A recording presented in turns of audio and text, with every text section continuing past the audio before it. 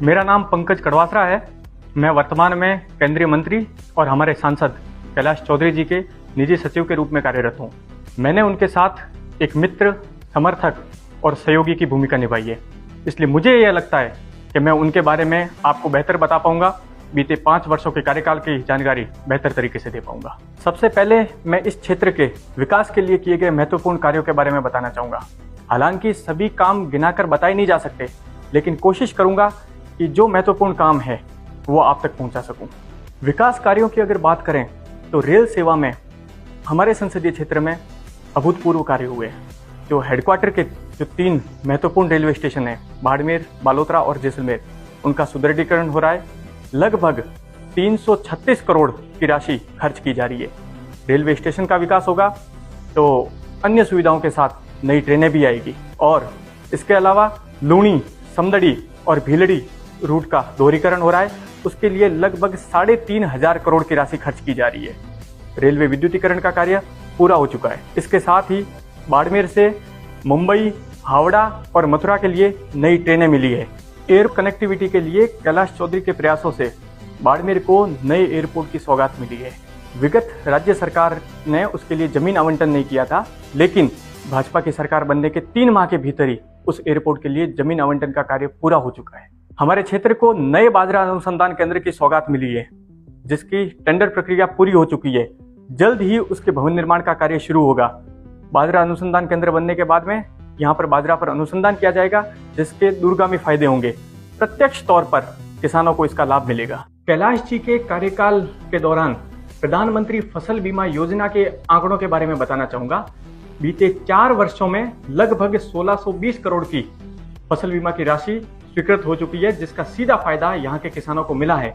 और वर्ष 2023 के फसल बीमा की गणना अभी चल रही है, उसकी राशि भी जल्द ही मिलेगी। इसके अलावा भी बहुत से काम, जैसे highway, bypass, train stoppage, corona काल में लगे ऑक्सीजन प्लांट, नए डाकघर, मोबाइल टावर्स और ऐसे अनगिनत काम हैं जो हुए हैं, लेकिन 5 वर्षों के इन कामों को कुछ मिनटों में बताया नहीं जा सकता।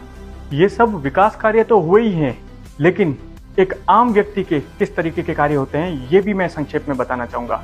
एक आम व्यक्ति जो डायरेक्ट कैलाश जी को कॉल करता था और हर संभव मदद कैलाश जी की तरफ से मिलती थी, चाहे वो कोई भी समय हो, कोई भी परिस्थिति। लोग कॉल करते थे कि वे अपने बच्चों को कोटा की कोचिंगों में पढ़ाने में असमर्थ है। ये काम किसी सांसद का नहीं है, लेकिन कैलाश चौधरी का एक ही ध्येय था कि किस तरीके से आम जनता की मदद की जाए। इसके लिए वे कोचिंग संचालकों से व्यक्तिगत रूप से निवेदन करके और ऐसे जरूरतमंद लोगों की मदद करते थे, ताकि होनहार जरूरतमंद प्रतिभाओं को उनके लक्ष्य प्राप्ति की तरफ कोई मदद मिल सके। कैलाश चौधरी ने कभी जातिवाद नहीं किया। उन्होंने हमेशा मानव सेवा को प्राथमिकता दी है।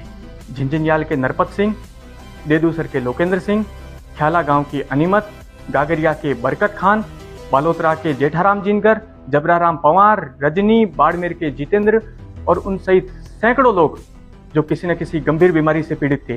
कैलाश चौधरी ने व्यक्तिगत प्रयासों से उन्हें PMNRF से आर्थिक मदद दिलवाई, और आज हम ईश्वर को धन्यवाद देते हैं कि वे सभी लोग हमारे बीच में सकुशल लौटे और ईश्वर ने कैलाश चौधरी को वो जरिया बनाया। साथियों, हमारा यह थार क्षेत्र भारत और पाकिस्तान में फैला है। सिंध और हिंद का रिश्ता बहुत पुराना है, और यह रिश्ता किसी भौगोलिक सीमा से नहीं रोका जा सकता। सीमा के उस पार भी राजपूत समाज के सोडा गोत्र के लोग रहते हैं, जिनका सीमा के इस पार रोटी और बेटी का रिश्ता है।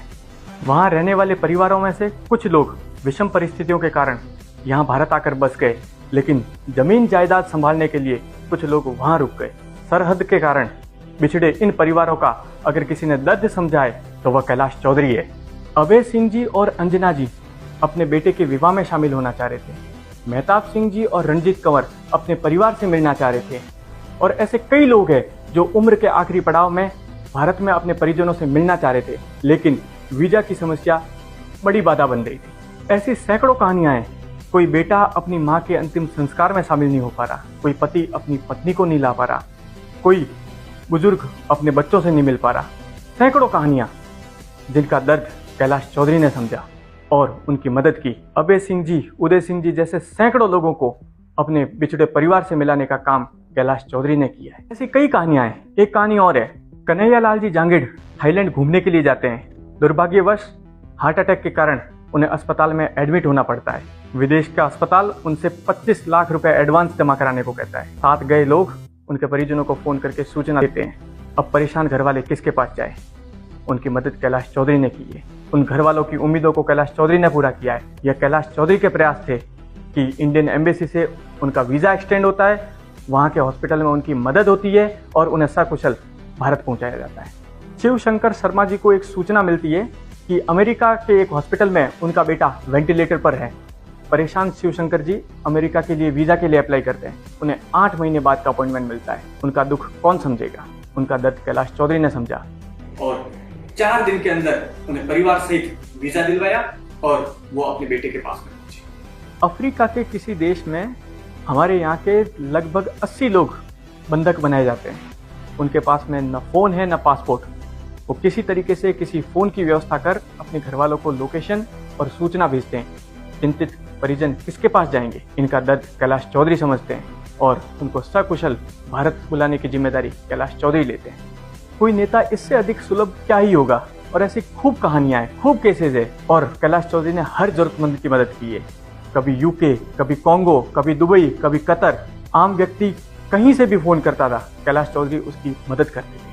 वैष्णो देवी, केदारनाथ, तिरुपति, झारखंड, आसाम, पश्चिम बंगाल, हर जगह से लोगों के फोन आते थे। कैलाश चौधरी हर जरूरतमंद की मदद करते।